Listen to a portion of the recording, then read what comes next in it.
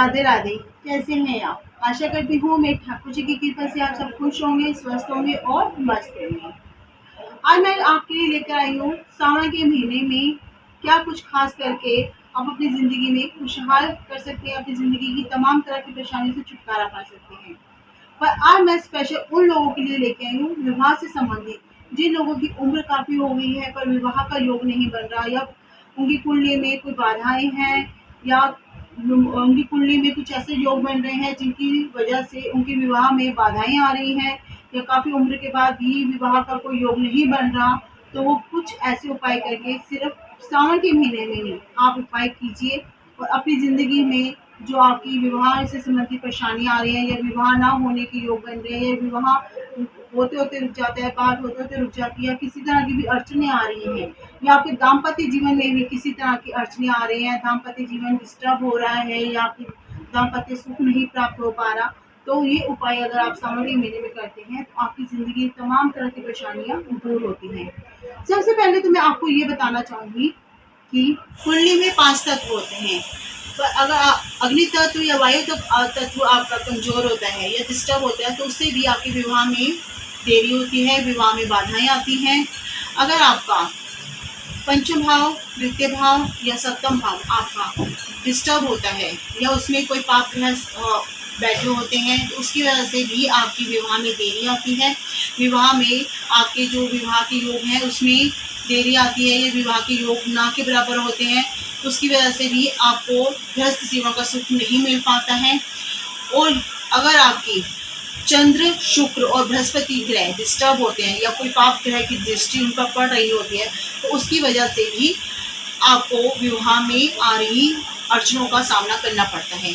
तो ये थे कुछ आपकी किस वजह से आपको विवाह में देरी के योग बनते हैं, या विवाह में आ रही देरी की वजह बनते हैं।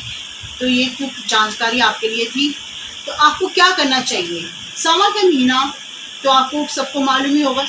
सावन के महीने में जल तत्व की मात्रा ज़्यादा होती है, जो कि पारिवारिक सुख के लिए काफ़ी अच्छा साबित होता है। इसीलिए सावन के महीने में अगर आप अपने परिवार के लिए, अपने वैवाहिक जीवन के लिए, अपने दाम्पत्य जीवन के लिए कुछ उपाय करते हैं, या फिर अपने विवाह के लिए भी कुछ उपाय अगर आप करते हैं, तो वो आपको 1000 गुना फल प्राप्त कराता है, और आपकी ज़िंदगी में आ रही अड़चनें, विवाह में देरी या विवाह से संबंधित किसी तरह की भी जो परेशानियाँ आ रही हैं, उससे भी आपको काफ़ी हद तक निजात मिलती है।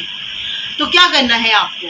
सावन के महीने में सबसे पहले तो आपको भोले बाबा पर और माँ गौरा पर अपनी श्रद्धा और विश्वास आपको अटूट रखना है। सबसे पहले तो आपको ये उपाय जरूर करना है कि अगर आप कुछ भी करते हैं तो उसमें आपको श्रद्धा और विश्वास, आपको उसमें जब तक नहीं होगा तो कुछ भी आप कर लीजिए, उसका आपको फल नहीं मिलेगा।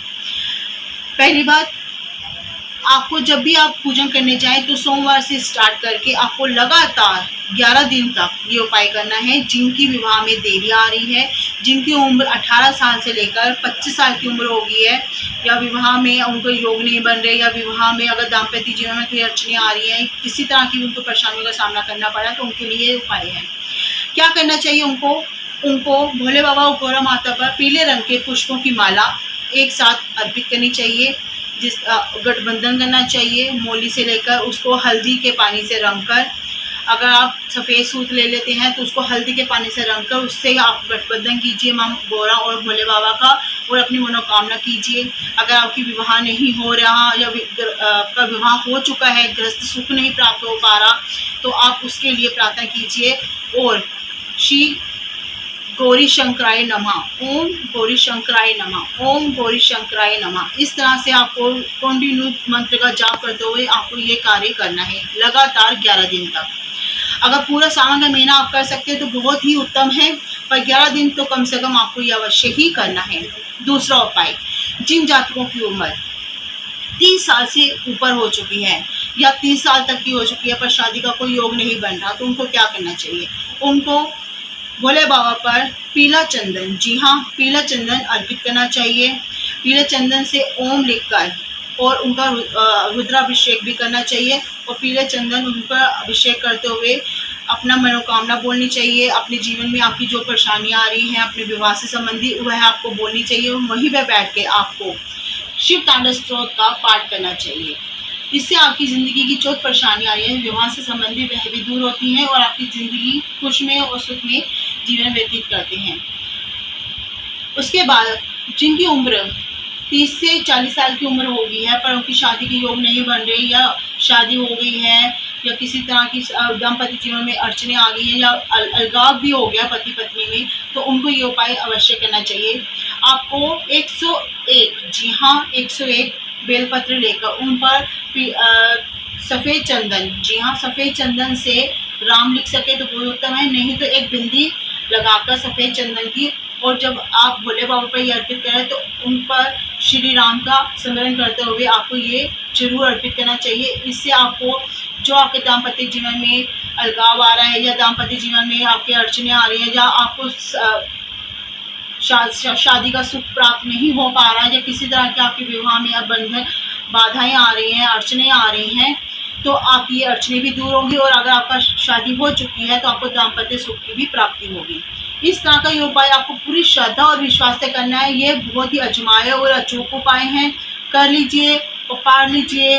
भोले बाबा का आशीर्वाद, माँ गौरा का आशीर्वाद, अपने दाम्पत्य जीवन को सुख में मना लीजिए और अपनी ज़िंदगी में अगर आपकी विवाह के योग नहीं बन रहे तो आपके 101% मैं आपको गारंटी देती हूँ, इस सावन कीजिए, अगले सावन तक आप अपने गृहस्थ जीवन का सुख जरूर प्राप्त करेंगे। इसी के साथ अगर मेरा चैनल अच्छा लगे इसे लाइक शेयर सब्सक्राइब करना मत भूलिए, बेल आइकन को दबाना भी मत भूलिए ताकि मेरी हर नोटिफिकेशन आप तक इजीली पहुंच सके और हर मेरी वीडियो आपको लाभ पहुंचा सके। अपने फैमिली फ्रेंड तक भी इसकी जानकारी अवश्य पहुंचाइए, औरों का भी भला कीजिए। इसी के साथ आपकी एक्स्ट्रा आपकी सलाहकार आपसे आज्ञा लेती है। राधे राधे।